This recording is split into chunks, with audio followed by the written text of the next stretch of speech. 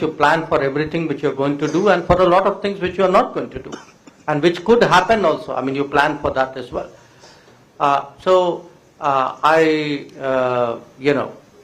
Expect there would be a lot of media interest because the very nature of the relationship is such, and I think we'll deal with it. But I do want to say it will be for a multilateral event. I mean, I'm not going there to discuss India-Pakistan relations. I'm going there to be a good member of the SCO, but since I'm a courteous and civil person, I will behave myself accordingly.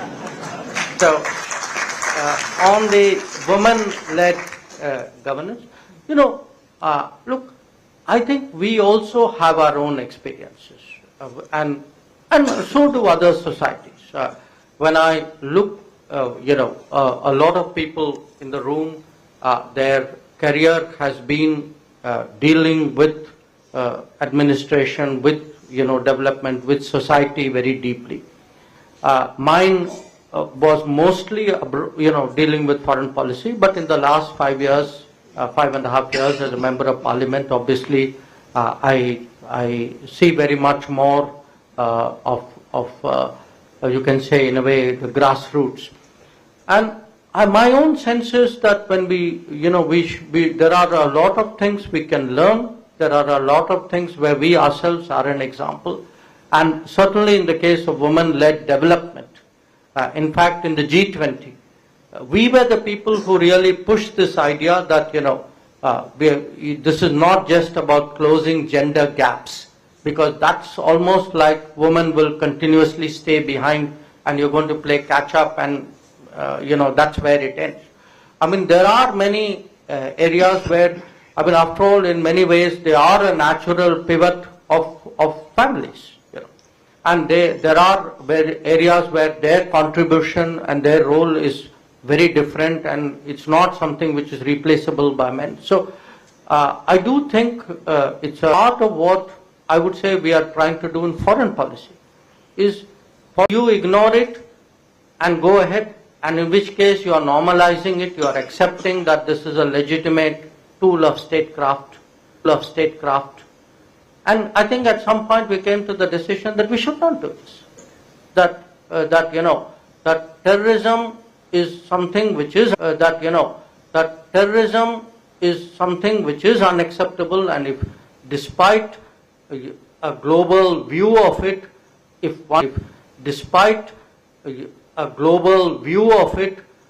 one of our neighbors continues to do it, then there must be a cost to them. It cannot be business as usual in the SARC.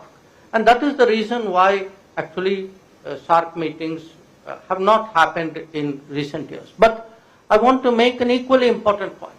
Because SARC has not happened doesn't mean regional activities have stopped. In fact, I would argue that the last 5 or 6 years, we have seen far more regional integration in the Indian subcontinent than we have seen since the partition of India. That if you look today with Bangladesh, with Nepal, with Bhutan, with Myanmar, with Sri Lanka, where I came, you have railway lines being restored, you have roads being rebuilt, you have electricity grids being built, countries export and import power, you have fuel lines. Our refineries today give fuel to Nepal and to Bangladesh. You have ferries, you have, fertilizer supplies. So, and if you look, medical visas, the way our hospitals are linked. So, I actually would say that what is happening in the neighborhood, and it's happening because we are espousing this policy called neighborhood first. Neighborhood first means we are the biggest country. We must put in the maximum resources. We should not look to say, are they doing something equal to us? Because they are smaller. They will not be in a position to necessarily reciprocate. So we need to take that as our primary responsibility and push that. I didn't entirely understand the second part of your question, but if I got it right, you were saying that sometimes. गंगालो साहब, मैं उत्तर प्रदेश में chief secretary था प्रभात कौर साहब, बहुत junior colleague हूँ। मैं सिर्फ एक विषय आपके संज्ञान के लिए रखना चाहता था कि हम लोग पिछले 1.5 वर्ष से एक नया अध्याय जीवन का 50 प्रोफेसर्स, वाइस चांसलर्स और दुनिया के 60 देशों की यात्रा करके भारतीय संस्कृति के माध्यम से दुनिया की समस्याओं का समाधान, इस पे काफी डॉक्यूमेंटेशन किया है। मेरा जो अपना अनुभव रहा, क्योंकि हमारे सब कुलीग्स ही हैं, एम्बेसी में भी, फॉरेन सेक्रेटरीज भी रहे हैं, कि हमारे जो कन्फ्यूशियस सेंटर चाइना ने खोले हैं, इस तरह के अगर एक institutional position, since you are an MEA today sir, that if you have institutional arrangements with embassies emerging as a parallel Confucius centers of not Confucius exactly, but हमारी ज्ञान परंपरा और ध्यान परंपरा को जितनी परंपरा है, मैं एक छोटा सा लास्ट एग्जांपल दे खत्म करूं। मैं ओडिंगा रेला साहब मिला जब केनिया में, उनकी डॉटर को आईसाइट कंप्लीट ब्लाइंड थी और केरला में आके ठीक हो गई, दुनिया ठीक नहीं कर पाई, पीएम साहब बुलाते भी हैं। तो इन सब चीजों को एग्जाम्पल लेके अगर ये हमारी फॉरेन सर्विस का रीओरिएंटेशन एक बार सभी लोग जिन्होंने इकट्ठा किया सामान, उसके मीटिंग होके उनके सामने रखा जा सके, शायद देश के लिए भला होगा। ये चीज आपके सामने सुझाव के लिए रखना चाह रहा हूँ। I am Shivam, research scholar at University of Delhi. Sir, my question is based on historical perspective. Sir, is there any real or big difference between Atal Bihari Vajpayee's good governance and Sardar Patel's good governance on Kashmir's issue? Like we can see fraternity integration in both leader or something different perspective we can gather it. Thank you, sir. Sir, this side. Sir, my question is regarding UN, the way Israel, Gaza and things are in bad shape about international affair, and some people propose that it's a failure of UN, and there are some chances of proposal to be for India to be a member of Permanent Security Council, and some people, academic, have proposed that UK should cede its membership in favor of India, and second option is there should be 7 members with veto power, or next 7 members without veto power. The third is as regular 7 members to be regularly elected for 1 year. Soumya Sudha, I'm closely working in international relations. Given the history of modern war, we have seen that countries that remain on a neutral stand benefit the most out of war situations.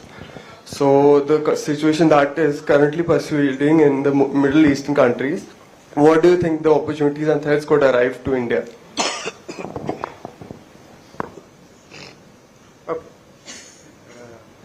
Hello.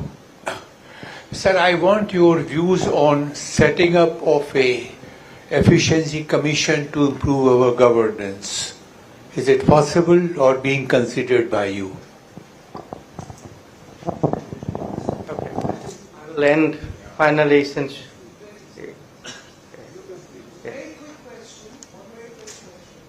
I'm very short. I don't know whether it's really appropriate, but I think in today's time it is, given the fact that it's the Sardar Patel lecture. I'm Sabina Indrajit. We've all read a lot about Sardar Patel. In his nationalism, would you consider that he would have envisaged a Hindu Rashtra?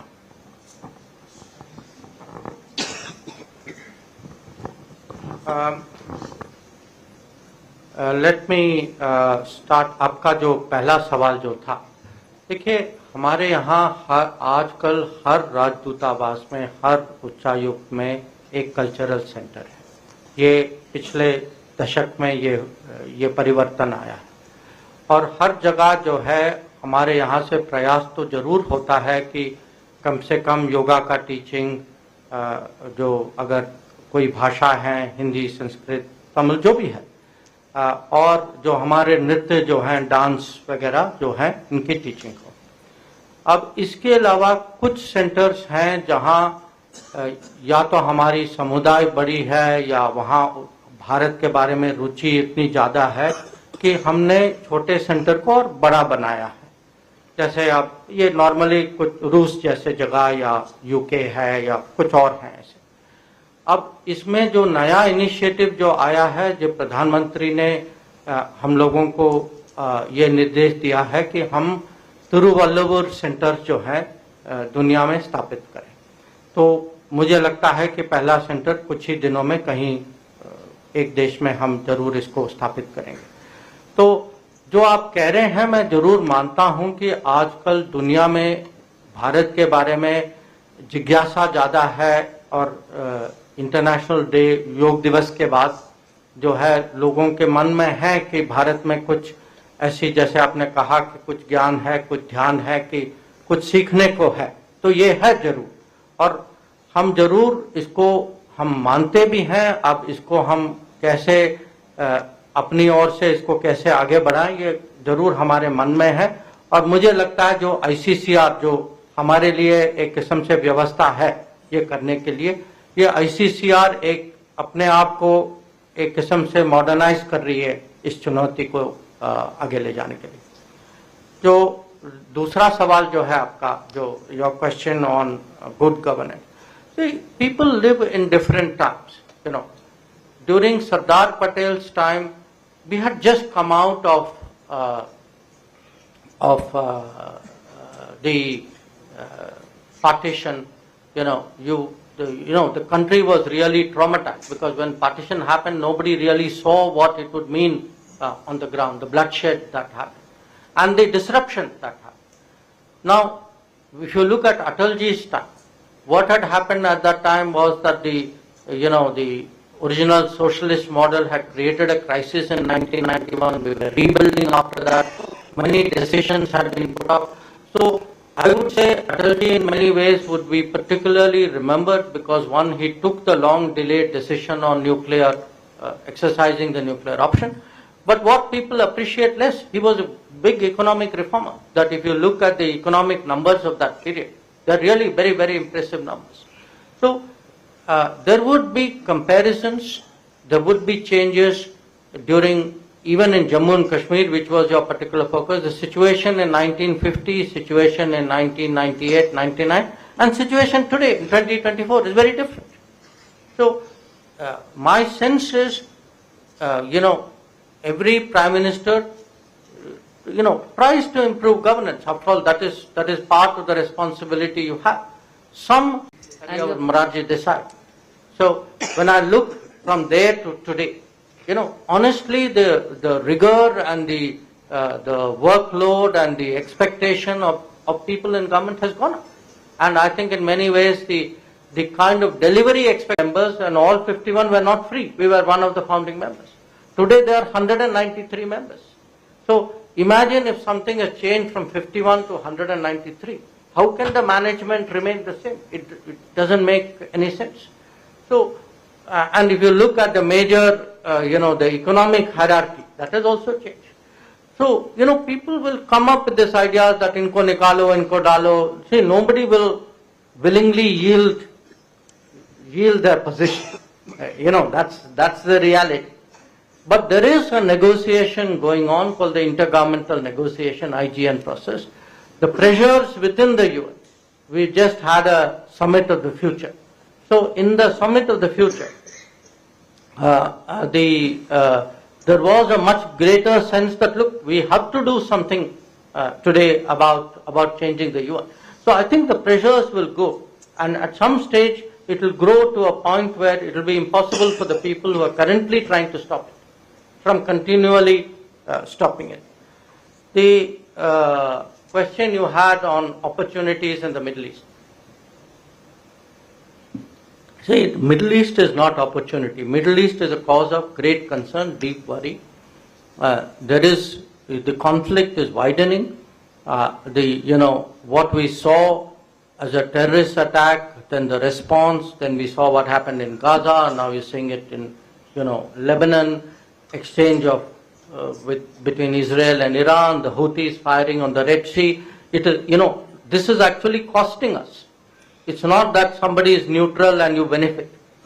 Shipping rates have gone up, insurance rates have gone up, foreign trade is being affected, oil prices have gone up. Day before yesterday, the markets tanked after the Iranian missile attack. So, conflicts can be opportunistically used. I don't deny that, but I think in a globalized world which is so tight, conflict anywhere actually creates problems everywhere. And, some supply of some kind will get affected by this. So I would say, honestly today, whether it is the conflict in Ukraine or the conflict in the Middle East, West Asia. These are big factors of instability, big factors of concern. I think the entire world, including us, we are worried about it, and we are trying to see at least where we can make a difference and do what we can. On the efficiency side, in this government actually there is, in a sense, a commission which has looked at making bureaucracy more competitive, making it more sharp in a way. There is something called mission. So let me start with the first question.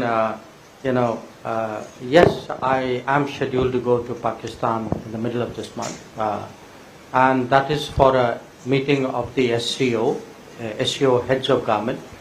Normally, Prime Minister goes to the higher level meeting, the heads of state, and one of us, it changes. Usually, one of the ministers goes for the heads of government meeting. So that's in line with the tradition. It so happens that the meeting is taking place in Pakistan because, like us, they are a relatively recent member.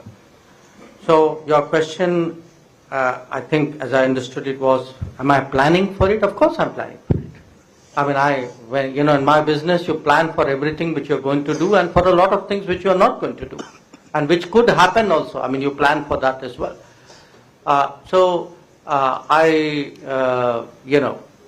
Expect there would be a lot of media interest because the very nature of the relationship is such, and I think we'll deal with it. But I do want to say it will be for a multilateral event. I mean, I'm not going there to discuss India-Pakistan relations. I'm going there to be a good member of the SCO, but since I'm a courteous and civil person, I will behave myself accordingly. So, on the women-led governance, look, I think we also have our own experiences, and so do other societies. When I look, a lot of people in the room, their career has been dealing with administration, with development, with society very deeply. Mine was mostly dealing with foreign policy, but in the last 5 years, 5.5 years as a member of parliament, obviously I see very much more of you can say in a way the grassroots. And my own sense is that when there are a lot of things we can learn. There are a lot of things where we ourselves are an example, and certainly in the case of women-led development. In fact, in the G20, we were the people who really pushed this idea that this is not just about closing gender gaps, because that's almost like women will continuously stay behind, and you're going to play catch up, and that's where it ends.